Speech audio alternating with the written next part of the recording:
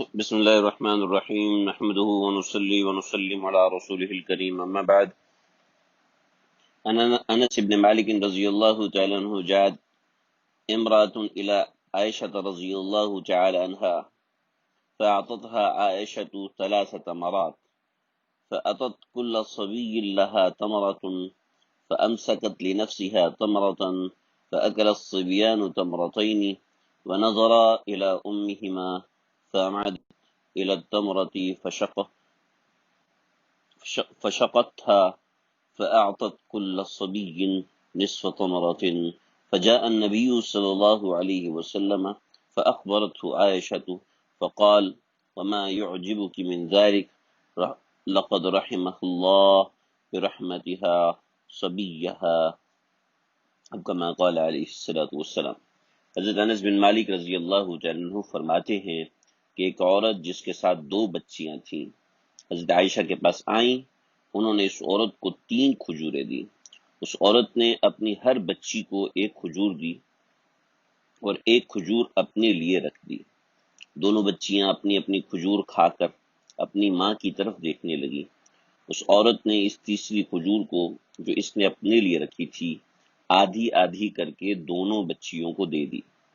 جب نبی کریم صلی اللہ علیہ وسلم تشریف لائے تو حضرت عائشہ صدیقہ رضی اللہ تعالی عنہا نے ان سے یہ واقعہ عرض کیا تو آپ نے فرمایا: تجھے اس میں کیا تعجب ہے؟ اللہ نے اس عورت پر رحم فرما دیا کیونکہ اس نے اپنے بچوں پر رحم کیا۔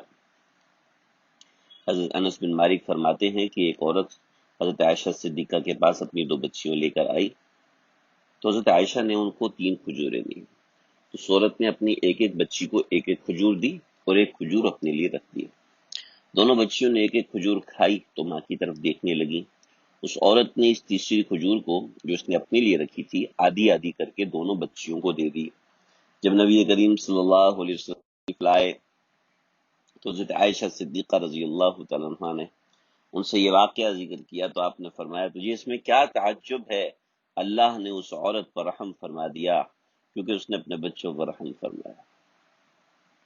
امام بخاری نے یہ روایت تو نقل کی ہے، لیکن مسلم شریف نے اس کو نقل کرتے ہوئے آخر میں فرمایا کہ حضرت عائشہ اس عورت کی اس طرز عمل سے بہت متاثر ہوئیں تو آپ صلی اللہ علیہ وسلم سے ذکر کیا تو آپ نے فرمایا کہ اللہ تعالیٰ نے اس عورت کو اسی عمل کی وجہ سے اس کے لیے جنت کا فیصلہ فرما دیا اور دوزخ سے رہائی کا فیصلہ فرما دیا۔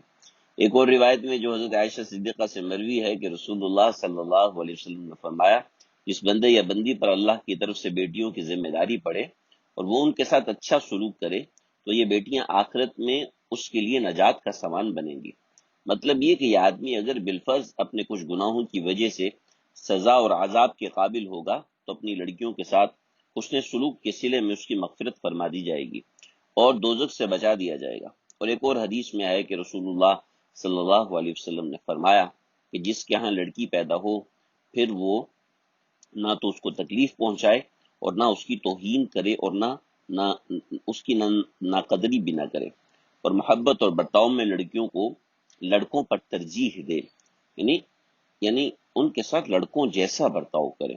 ترجیح کا مطلب یہ ہوتا ہے۔ تو اللہ تعالیٰ اس لڑکی کے ساتھ اس حسن سلوک کے صلے میں اس والد اور والدہ کو جنت عطا فرمائیں گے۔ تو یہ روایت